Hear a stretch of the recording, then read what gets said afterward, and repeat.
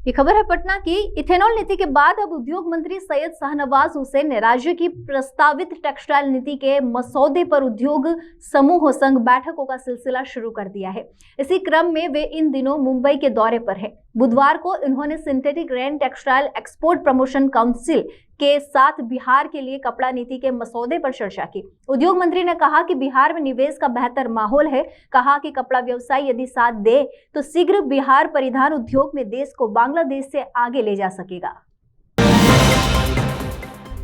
SRTEPC के रेशम भवन चर्चगेट स्थित कार्यालय में हुई बैठक में श्री हुसैन ने कहा कि घरेलू और निर्यात दोनों बाजारों के लिए पूर्वी भारत में बिहार का विशेष सामरिक लोकेशन है। अधिकांश जिले बिहार या आसपास के राज्यों के नजदीकी हवाई अड्डों मसलन पटना, दरभंगा, गया, गोरखपुर, वाराणसी, बागडोगरा के जरिए शेष भारत से जुड़े हुए हैं।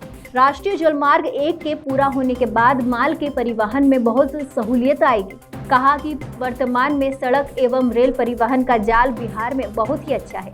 एक्सपोर्ट हेतु फ्रेट सब्सिडी के मामले पर श्री हुसैन ने कहा कि उद्योग जगत की हर जायज मांग पर सरकार खुले दिल से विचार करेगी। कहा कि अन्य औद्योगिक राज्यों की तुलना में बिहार में अपराध भी कम है।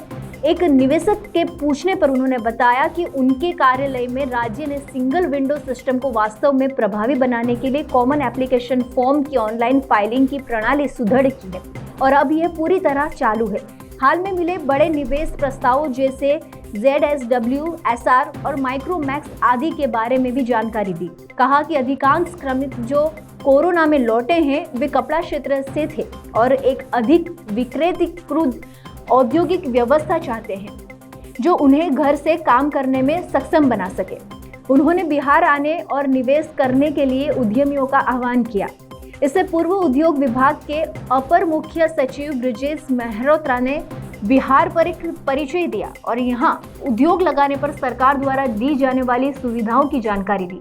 निवेश आयुक्त RS श्रीवास्तव द्वारा बिहार में निवेश का माहौल पर एक प्रस्तुति दी गई, जिसमें बिहार ने नई सरकार के उद्योग व्यापार के अनुकूल दृष्टिकोण पर प्रकाश डाला गया। फिर बिहार की कपड़ा नीति के मसौदे पर एक विस्तृत प्रस्तुति दी गई, जिसमें राज्य द्वारा दिए जाने वाले प्रस्तावित प्रोत्साहनों पर प्रकाश डाला गया।